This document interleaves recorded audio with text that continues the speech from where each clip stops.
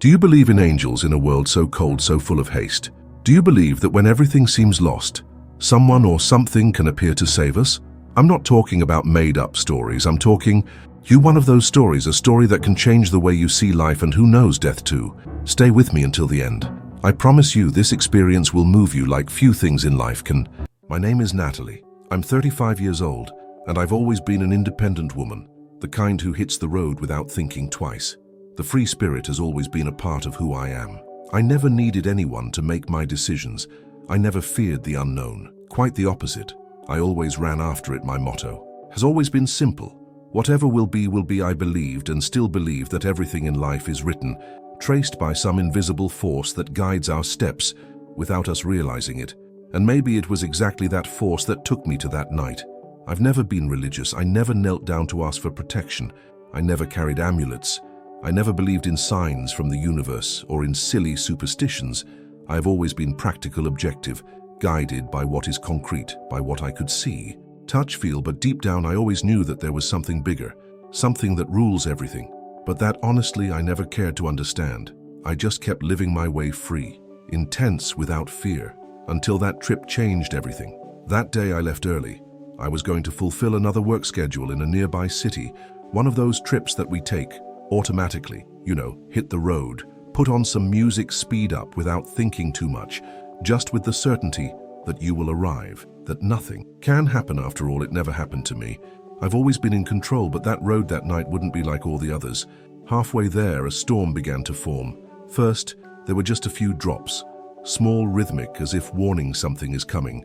I looked up at the sky quickly and didn't pay much attention. As always, I continued confidently, firmly, with that old feeling that nothing could stop me.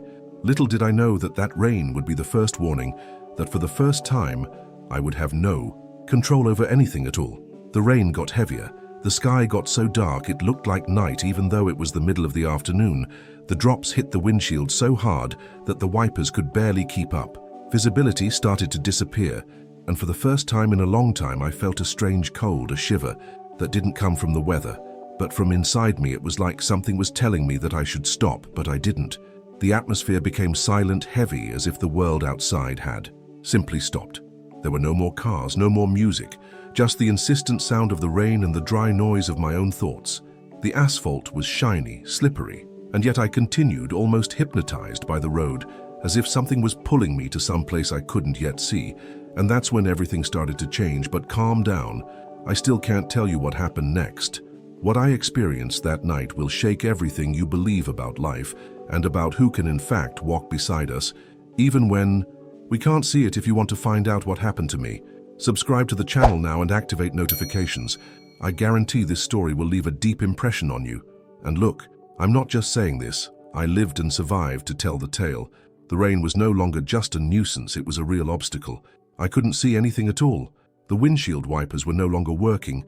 The headlights were getting blurred in the middle of that dense curtain of water. I could have stopped. I could have pulled over on the side of the road and waited for the storm to pass. But I was never that kind of person.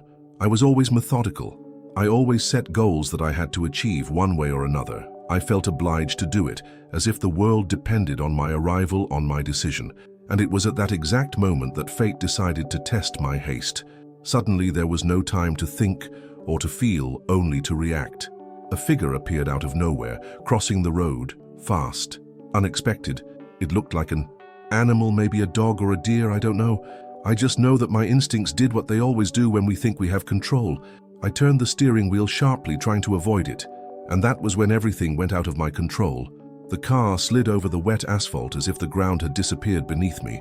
I still hear in my memory the sound of the tires losing grip, that muffled scream of the rubber tearing the track, and right after the dry impact, the glass shattering, the metallic cracks of the bodywork twisting, and the sensation surreal that the whole world was spinning.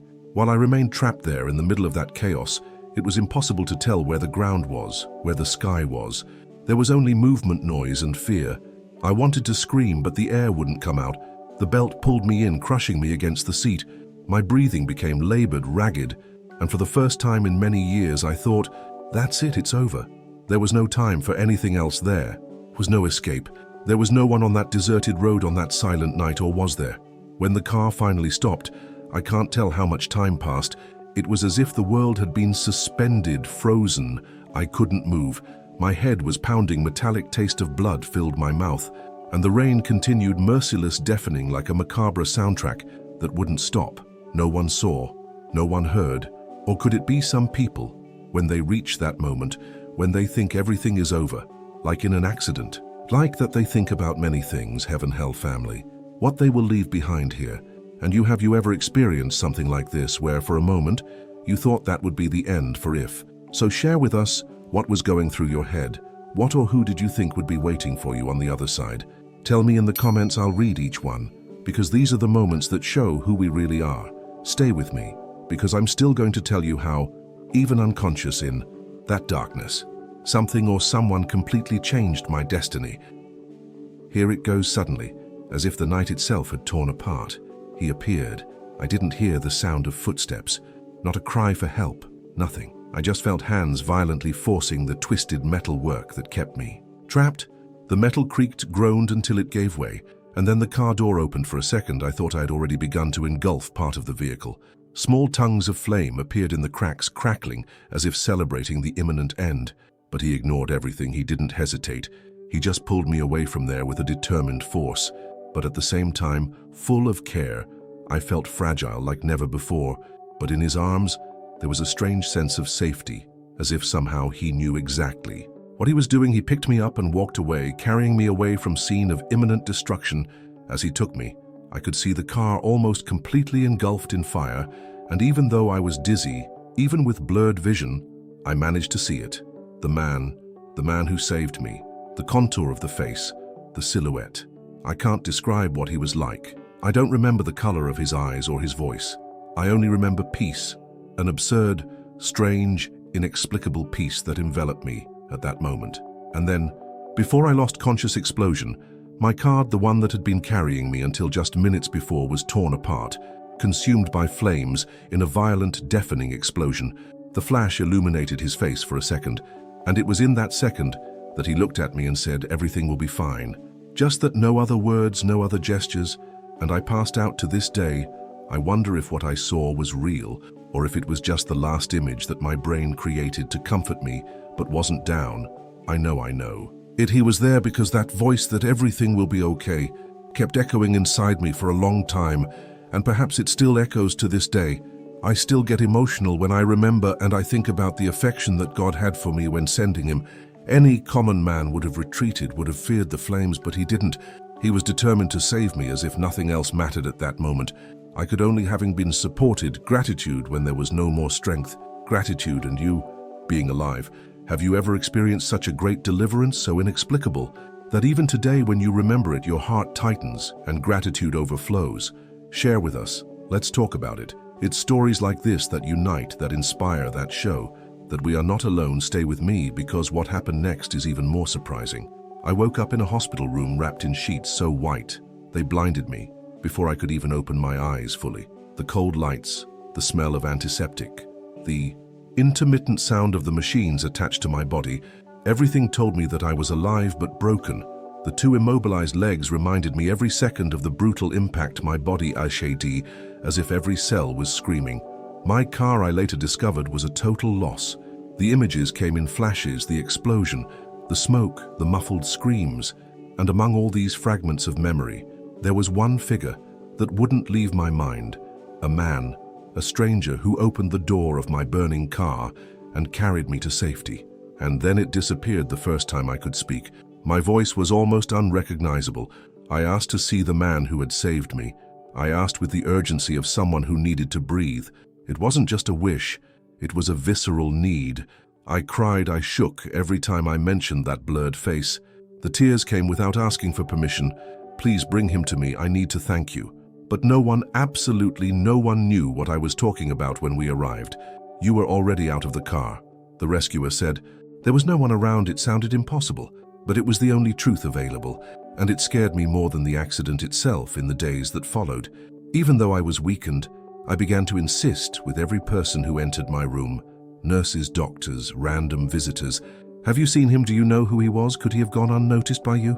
Everyone denied it with the same gentle but strangely distant expression. It was as if that man had been a ghost, or better, as if he had never existed.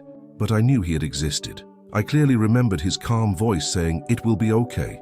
The way he held me firmly and carefully, it was real. I felt in my body the memory of his touch, warm, almost out of time. So why did no one else know about him up until that moment?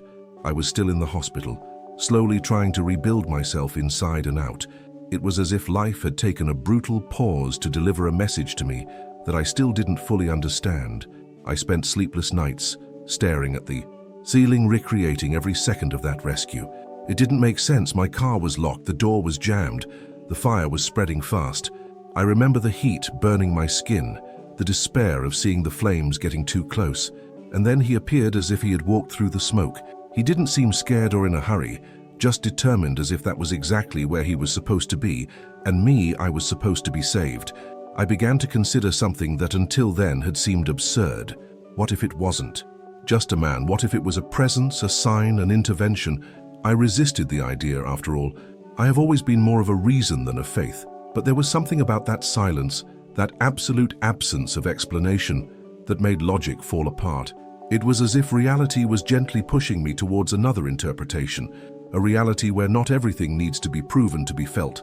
And the most disturbing thing was realizing that even without a name, without a face, and without an answer, that man was now part of my story in a way that no one else could understand. As I lay in that bed with the days dragging by between surgeries, visits, and medications, I began to talk to him in my mind. I would say, "Thank you." Even though he didn't answer, I would ask, "Who are you?" as if he could somehow hear me. It was strange, I knew that, but it was also comforting. There was a kind of invisible solace in imagining that he was still around, watching over me, waiting for me to figure out what I needed. To learn from all of this, maybe I would never see him again, maybe he never intended to be recognized, and yet he had left his mark on my soul. I can't say for sure who or what saved me that night, but I can say that something out of the ordinary happened, something that reason cannot capture but that the heart insists on keeping, and when everything around you insists on continuing, as if nothing were different. Only those who have been through something like this understand the weight of having been touched by a miracle in disguise. If you've ever experienced something that you can't explain, but that changed you, inside, share it here in the comments. It's not about proving anything to others. It's about recognizing, even in silence, when life whispers something just to you still in the hospital. As my body slowly tried to reorganize itself after the chaos, something inside me would not rest. It was not enough to be alive. I needed answers. I asked with all the strength I had left to see the paramedics, who had treated me that night. When they entered the room uniformed and attentive, I was moved. They had seen me on the verge of death, but more than that, perhaps they knew who the man who had saved me was. With my heart racing, I repeated what I had already told everyone.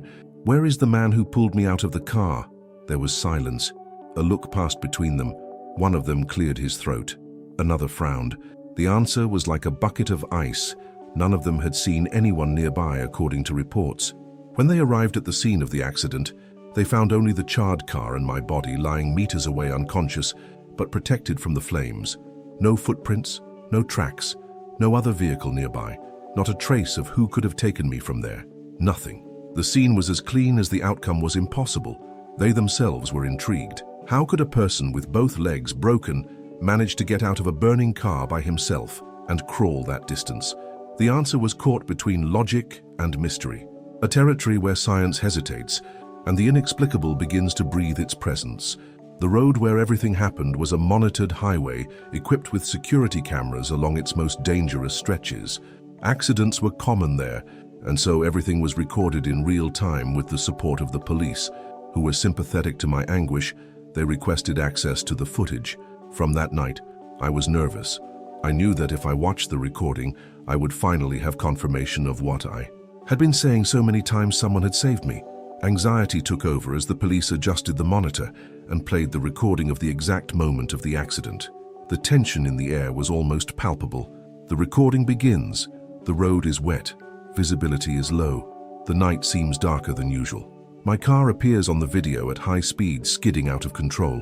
You can hear my heart beating faster, as if trying to go back in time. The vehicle flips, drags along the asphalt, spins countless times, until it collides violently with a tree. The image is clear, the impact is brutal, And then as the crucial moment approaches, the moment when someone supposedly appears to rescue me, the screen flickers. The transmission stops for exactly 7 seconds. The screen goes black. 7 seconds that should have contained proof of my salvation. 7 seconds that inexplicably disappear from a system that, according to the technicians, had never failed before when the image returns. There I am lying next to the car, unconscious but already outside the vehicle. With no one around, the gap in the recording coincides exactly with the moment when in my memory that mysterious man appears. The coincidence was too frightening to ignore. The police officers looked at each other. No technical explanation was able to justify the failure. Only silence. I tried to look for patterns, answers. I talked to traffic safety experts, video technicians, even people who collect cases of paranormal experiences. They all said the same thing. It was unlikely but not impossible. A simultaneous failure of the cameras and the absence of any witnesses could happen, but not like that, not with such precision. One of the police officers commented, half in a nervous joke, that it looked like a scene from a movie. And maybe it was, but the difference is that in my case, the script had no ready-made explanations, only gaps. The feeling I had at that moment was something I have rarely experienced in my life, a shiver that started at the base of my spine and went all the way up to the last strand of my hair. It was as if the universe had purposely decided to hide that fragment of reality, as if that moment was not meant to be seen, as if the presence of that man was beyond the lenses, beyond human eyes, and that more than anything left me with the certainty that something much bigger was at stake, something that I might never understand, but that now invited me to look at life with different eyes. There were things that defied logic: the lack of footprints, the selective failure of the camera, the fact that I was alive in one piece despite the broken legs, the blown-up car, the absence of any chance. It was as if the world had been rewritten for 7 seconds, a timeline that only I had witnessed, and now I had to decide what to do with that truth. I sincerely believe that the mystery is not there to be solved, but to transform us, because sometimes the inexplicable is what reveals the most about who we are. If this moment had happened to you, would you have the courage to believe in what you experienced, or would you try to forget? Write in the comments what you would do, and why sometimes silence says more than any proof. Days passed and I was finally discharged from the hospital. Coming home was like crossing an invisible portal between trauma and reconstruction. It was like walking through the rubble of what was once my routine. Every step, even supported by crutches, was a reminder of the fragility of life and the strength that sustained me. The woman who left the hospital was not the same woman who entered days before, with her body torn apart and her spirit shaken. Although I was still in physical pain, an inexplicable peace filled my heart. I, who had never been religious, felt an urgency to give thanks. I had help, I was saved, and not just by human hands but by something beyond. I felt it with every breath, as if life itself had been trying to tell me something. From the moment I woke up in that bed alone in my room, I closed my eyes, and for the first time in years I said a sincere prayer. I thanked God for being alive, for having been saved, for that man or angel who had appeared at my most critical moment. As I said these words, tears streamed down my face, not of sadness, but of deep gratitude. I didn't know his name or if he was actually someone of flesh and blood, but the truth is that there, kneeling before what was left of me, I felt God had sent an angel, and I was able to perceive it. It was as if, in that instant, a direct connection with the divine had been established. Confirmation of this came unexpectedly on the way home. Sitting in the back seat of my car, I watched the city with different eyes. Every detail, every face on the street seemed to hold a meaning I hadn't seen before. And then, just as the car stopped at a red light, I looked to my right. A huge billboard printed against the cloudy sky caught my eye. It read, "Angels exist. Sometimes they wear human faces to save us." I felt a chill. The world around me seemed to go silent for a moment. This was an answer, a whisper from heaven telling me, yes, it was real. At that moment, I didn't need anything else to believe. It was as if the universe, God, or whatever force governs this plane, was lulling me with this truth. Time stood still and I smiled, a shy, emotional smile that fell along with the tears. I understood then that what happened to me was no coincidence. It was not luck, it was care, it was purpose, and more than that, it was love. A love so great that it manifested itself through someone who appeared when I needed it most and disappeared without asking for anything in return. Angels are like that. They don't expect recognition. They just fulfill their mission and go on their way. And since then, I started to see the world differently. I began to believe more in the presence of the invisible, to listen to what my heart says. Even when my mind hesitates, angels among us are not just legend or poetry. Sometimes they are in the face of a stranger in unexpected help, in the right phrase spoken at the right moment. There are stories everywhere whispered in moments of despair or miracle. People who were saved, guided, touched by someone who soon disappeared. I joined this group, and now I carry this memory like a luminous scar that does not let me forget. I was protected by someone, by something, by an angel. My story is just one of many that bear witness to the inexplicable, and perhaps by sharing it, I can inspire others to recognize the angels in their own lives. That was the most intense experience of my life. And if you've made it this far, maybe it touched you in some way too. Maybe it awakened memories, emotions, doubts, or even certainties that you kept silent. Regardless, know that sharing this story is my way of honoring that moment, of keeping alive the memory of the one who saved me, and of the one who may be saving many others every day without us realizing it. If this story impacted you, share it with someone who needs to feel it. And take advantage, subscribe to the channel, because here we continue searching, telling and sharing the most exciting experiences about angels among us. Stay with us and click on the next video, because a new story is coming, one that can touch your heart in a way you haven't experienced before. See you there.